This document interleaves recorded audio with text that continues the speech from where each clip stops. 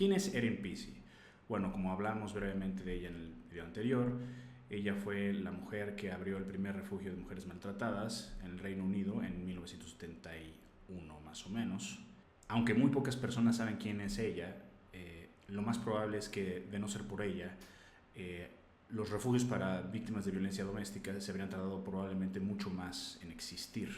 Y inició una conversación que hasta ese momento era tabú sobre la violencia doméstica. Particularmente en aquel entonces se veía algo como era más como del hogar, algo que no debía la gente no tendría por qué estarse metiendo.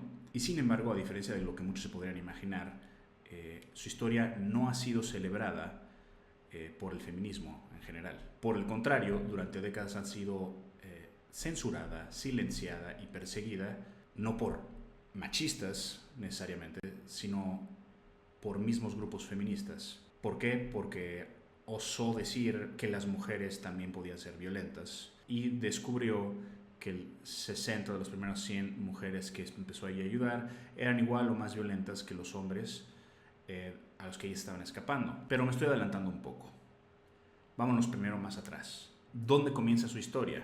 Erin Pizzey nació en 1939 en China, en el seno de una familia diplomática británica. Nació y creció entre mudanzas, embajadas, tensiones internacionales internacionales y geopolíticas de la época, pero lo más violento que vivió no estaba fuera de casa. Su madre la golpeaba y su padre era cruel, emocionalmente ausente y la humillaba. De acuerdo a ella, su madre y su hermana y así vivían aterrorizadas de su padre, un hombre muy alto, de casi 2 metros, que era emocionalmente distante y no solo por su mera presencia y forma de ser, pues daba mucho miedo, como ella lo ha descrito. Entonces, desde que era muy pequeña, Erin vivió el caos de la violencia doméstica en casa por parte de su madre y por parte de su padre. De acuerdo a historias que ella misma ha contado en entrevistas, su madre en particular era particularmente físicamente cruel con ella, más que con su hermana, porque se parecía físicamente más ella a su padre. Entonces como que luego se desahogaba sus frustraciones con la hija que más se parecía al padre. Y como muchos niños que crecen en hogares disfuncionales, ella también empezó a ser muy violenta. No por maldad, sino porque la violencia era el único lenguaje que ella conocía. Durante gran parte de su infancia, Erin sintió que su mundo entero era hostilidad y miedo, hasta que alguien cambió el rumbo de su vida. But what I did, it changed my life. Miss Williams, who ran this holiday home where we went to for years, she was the local JP. But I was lucky because I had what I've always said is necessary. I had a mentor. And when I went to this holiday home, there was Miss Williams. She was I think she was nearly 7 feet tall. She was really tall and enormous. She must have weighed God knows how much. But she spent the war driving ambulances. She was a golf champion. She was the local magistrate. And I looked at this woman and thought, that's who I want to be. And so I've always tried to be a mentor to all the children going through the refuge and all the work that I've ever done and still do. So isn't that something that you really need? You need one person, though. You need someone to look up to. That's right. Someone you need a guide. That's why I remember in America, there was a wonderful organization called, I don't know, it wasn't Boys and Girls. It was something like that. And they would adopt children in trouble, each the boy and the girl, and become their mentors. And we need more of that. We should have it. Unfortunately, it disbanded, but this is what we need. Yeah, I always had brothers, big brothers and big brothers and sisters. They were brilliant. Yeah, and I was in the refuge. I always had men working in the refuge, to me and to the mothers, because they voted to have men coming in to work with a kid. Esta mujer que la ayudó, que la sirvió, como acaban de ver, como de inspiración de tipo de mujer que ella quería ser para inspirar y ayudar a otros, hizo que Erin experimentara por primera vez algo que para ella era radical: afectos sin manipulación, límites sin odio. Ese fue su primer rayo de luz de una infancia marcada por violencia y oscuridad.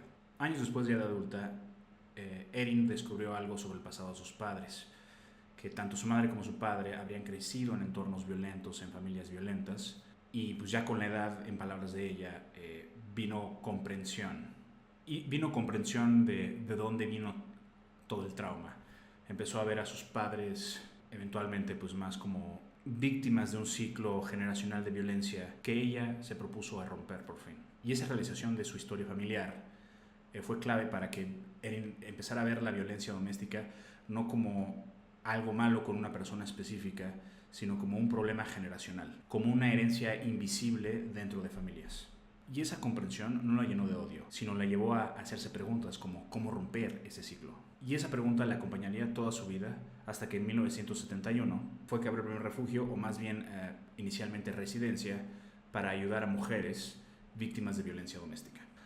No tenía grandes recursos, solo una casa, camas y la voluntad de ofrecer algo que ella no había tenido de niña: un lugar seguro. Lo que comenzó como un proyecto personal se convirtió en un fenómeno.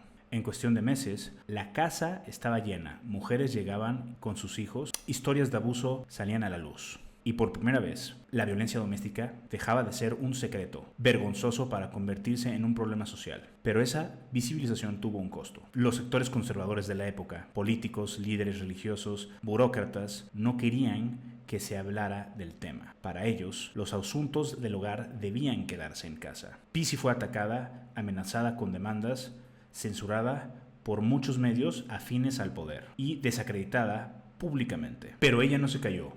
Publicó su primer libro, Scream Quietly or the Neighbors Will Hear. Grita el silencio o los vecinos te oirán. Un testimonio crudo sobre lo que pasaba puertas adentro en muchas familias británicas. Ese libro rompió el silencio cultural y comenzó a cambiar la conversación. Gracias a su valentía, la violencia doméstica dejó de ser un tabú y empezó a discutirse como un problema público. Erin había ganado su primera batalla. Pero no se imaginaba que su mayor enemigo no sería el conservadurismo de la época, sino el feminismo hegemónico radical de la época, que pronto ocuparía el espacio que ella había abierto. Después de desafiar el sistema conservador de la época y poner sobre la mesa el tema de la violencia doméstica, en particular el que sufren las mujeres, Erin pensó que había conseguido aliadas en el movimiento feminista de la época. Y sí hubo una alianza temporal, pero la alianza no duró mucho. Por la historia personal de Erin, al saber que tanto su madre como su padre fueron violentas con ella siempre fue consciente de que era un problema generacional y no de género, que tanto hombres como mujeres eran violentas. Y ella no pudo evitar notar que las primeras 62 más o menos, que 62 de las primeras 100 mujeres que estaba ayudando eran igual o más violentas que los hombres de las que ellas estaban escapando. Y muchas de ellas crecieron justamente en entornos violentos similares a los que misma Erin había crecido. Para ella, estas eran las mujeres que más ayuda necesitaban, porque por lo general una mujer que no había crecido en un entorno de violencia, era más fácil para ella no repetir patrones, separarse del hombre de ser necesario y no encontrarse de nuevo en esa circunstancia o no regresar con ese hombre violento o en iniciar una relación con una nueva pareja que también sería violenta. Quiero decir, son menos propensas a repetir esos mismos patrones. No son, como Erin mencionaba más o menos, adictas a la violencia, como las personas, ya sea hombres o mujeres, que crecieron en un entorno violento, tienden a ser adictos a ese tipo de violencia. Y como ya dije, Erin lo vio con claridad. El problema de la violencia doméstica no era un problema exclusivo de género, sino principalmente de violencia generacional. Y ella se atrevió a decirlo en voz alta. Y eso para el feminismo hegemónico radical de ese momento era algo imperdonable. Cuando publicó sus observaciones, específicamente la idea de que algunas mujeres eran propensas a la violencia, en su segundo libro sobre el tema de violencia doméstica, literalmente llamado Prone to Violence, o propensas a la violencia, fue acusada de traicionar la causa y defender a hombres agresores. El motivo parcial por el cual era acusada de esta es porque literalmente en ese libro no solo menciona que las mujeres también eran propensas a la violencia, pero también los hombres, y muestra empatía, la misma empatía que ya mencioné, por mujeres maltratadas, por mujeres agresoras, no solo maltratadas, que por hombres agresores. O sea que para Erin, al ser neutra y simétrica en su análisis, las víctimas que más le preocupaban eran las víctimas que también eran violentas, tanto hombres como mujeres. Entonces mostraba empatía simétrica tanto por víctimas exclusivas como también por agresoras y agresores. Y pues bueno, esto era un tabú enorme para el movimiento feminista de ese momento. Cabe mencionar un pequeño matiz, que dada las circunstancias del momento, yo puedo comprender que hubiera tanta resistencia de parte del feminismo hegemónico del momento, sobre todo considerando muchas otras leyes que había en ese momento que afectaban a las mujeres, sobre todo considerando que por fin apenas se estaba empezando a tratar el tema, todavía apenas estaban empezando a siquiera salir estudios sobre violencia doméstica, no había información y había una larga historia cultural, política e incluso académica para no hablar de estos temas y hasta censurarlos y dejar pues a mujeres vulnerables, también a hombres, pero a mujeres vulnerables más por las cuestiones legales de cómo funcionan en ese entonces. Tras la revolución industrial y después de la Segunda Guerra Mundial, pues dejó a muchas mujeres más desprotegidas de lo que lo estaban siquiera incluso en el pasado.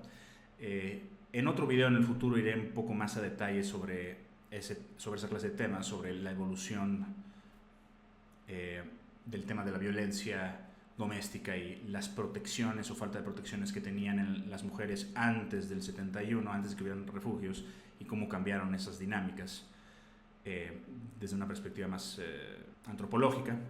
Pero bueno, regresando, sin embargo, aunque he podido comprender, aún así no lo justifico. Y como iremos explorando en otros videos en el futuro, esta reacción en la práctica, tanto a nivel cultural como a nivel legal, no ha cambiado. Y la evidencia se ha ido acumulando de forma desproporcional para sostener la perspectiva de Erin Piesse en contra de la perspectiva del feminismo hegemónico. Pero eso lo exploraremos adelante. Pero bueno, regresando un momento, las feministas radicales que se habían establecido en su refugio comenzaron a presionarla hasta que la corrieron de la misma organización que ella había fundado. No hubo ningún tipo de debate, hubo pura purga ideológica y ataques a la persona de Erin, hasta que recibió tantas amenazas, como vieron en el primer video, que decidió irse del Reino Unido por más de 15 años más o menos. Ya para la década de los 80s y 90s empezaron a salir, y finales de los 70s empezaron a salir cientos de estudios sobre la violencia doméstica que confirmaron las observaciones de Erin Piesse. Uno de los más importantes fue dirigido por el profesor Mary Strauss, sociólogo de la Universidad de New Hampshire. Él fue pionero de los primeros sistemas y terminó demostrando y confirmando las afirmaciones de Erin Piesse, que las mujeres eran violentas en proporciones similares y que la violencia doméstica no era un problema principalmente de género. Erin no necesitó un título universitario para ver con sus propios ojos lo que tantos académicos y políticos ignoraban. Solo necesitó observar con honestidad, escuchar sin perjuicios y decir lo que veía de forma honesta, aunque nadie quisiera oírlo. Hoy, aunque su nombre apenas aparece en libros de texto, su legado vive. Cada refugio que decide acoger a víctimas, independientemente de su sexo, cada profesional que se atreve a hablar de violencia femenina, cada estudio que reconoce la complejidad del abuso más allá del género, y todo eso es también, de algún modo, una victoria. En el próximo capítulo, exploraremos el trabajo del profesor Mary Strauss, así como exploraremos la metodología que él desarrolló y cómo se diferencia de la metodología usualmente utilizada por académicos feministas. Mientras Erin hablaba desde la experiencia, tanto activista como personal vivida y observada, Strauss habla desde lo académico y estadístico. Y aunque la violencia de género existe, la violencia en sí no tiene género. Si valoran este contenido, denle like si les gustó, suscríbanse, comenten en los comentarios. ¿Creen que estoy equivocado? Díganme qué opinan, gracias. Compartan el video si les gusta y recuerden, la verdad te libera. En lo que estaba terminando de editar este video, Erin Piesse falleció. Muchas gracias por todo, Erin. Descansa en paz. Yes, I think when a woman comes through the door and I talk to her, she knows that I've experienced the fear that she's experienced. She knows also, because we talk about it, what it does to children and how damaging it is, because it damaged me so badly, and my brother and sister. And I think she knows that I understand that whatever she's doing, whatever mess she's in, whatever state she's in, that I have the time and the patience not to cut her off, but to listen. Because for all of us who've been through this experience, although we're all uniquely individual, the patterns are exactly the same. The terrible fear of not knowing what this man in the house is going to do next, the waiting for him to come home, the silence when he comes home while you try and gauge on his face what he might do. And I think she understands that I understand, and that's a first step into safety for her. Would you like to talk about your experiences? Well, I think it's very hard as a child, especially if you're living with a mother like mine, who was very, very immature, who married because no one else would marry her, sensing that she was a person who was very badly damaged by her own childhood. And I think that she never spoke to us about what was happening. There was a kind of conspiracy within the family that whatever he did, she never admitted. And perhaps if she'd spoken to us and explained that he'd come from a family of 17, a very poor family and a very violent family, we would have had a much better understanding of him. Although even as a child you're very defensive about your father. Even if he is somebody that everybody else steers clear of, you feel a tremendous amount of compassion and pity for him, even when you're very young. And I think that it was very difficult for us because we were moving around a lot, because he was in the Foreign Office. And as we moved, one became aware, quite early on, people stayed away from us. They didn't come to our house, because he very quickly could get rid of people by behaving aggressively. I never saw him beat her. I heard her cry a lot behind doors.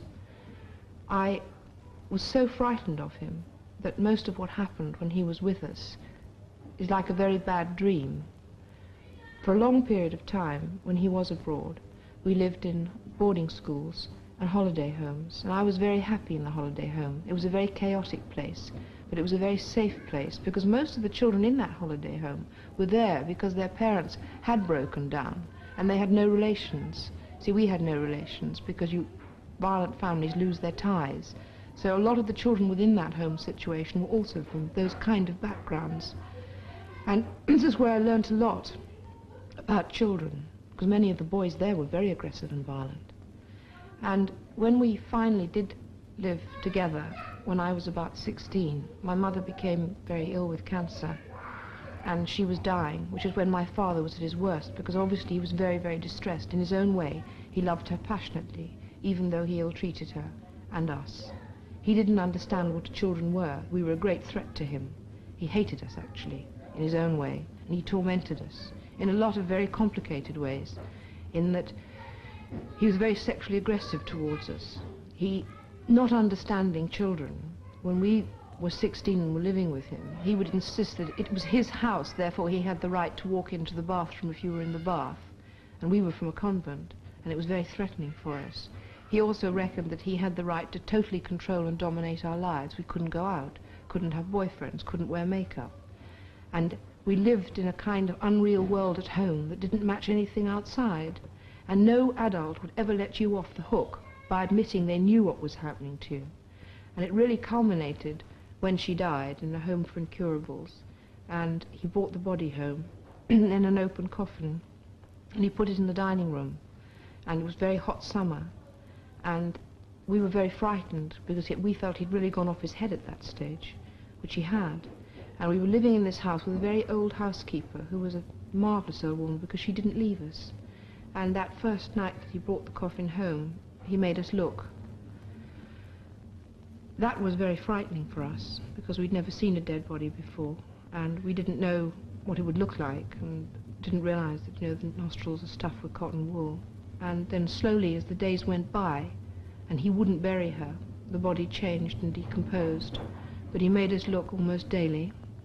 And at night we'd lie upstairs, the three of us, my sister and my brother, in different rooms, and we'd hear him moving around downstairs, and we never knew what he was doing. We were terrified he was going to take her out of the coffin, and we'd just lay awake, and we'd come down in the morning, and he'd insist that we had to eat breakfast, or whatever meal it was, and he'd put the dining table in the hall outside, but because it was hot, the smell was getting very bad, and if we didn't eat, he'd then get very angry with us, and we were very frightened all the time this was going on. After 4 days, he called the doctor in to check that she was really dead. This was our family doctor that had known us for a long time and had known my mother and had operated on her. He came in, he went into this room, and he walked out, and the only thing he said is that it shouldn't happen to a dog, and then he left us. And I went to the vicar, who knew us very well as a family, and begged him to get my father to bury the body. And he said he was very sorry, he couldn't interfere. I went everywhere in that village that knew us well, and nobody came near the house in all that time. Even the woman who brought us up in the holiday home came to pay her last respects. She knew what was happening, but she stayed away. And the only thing the village did, as a mark of respect for my mother, was not to attend the funeral when he finally buried her. So it tied up for me when that first woman said to me, no one would help me, and I knew what she meant.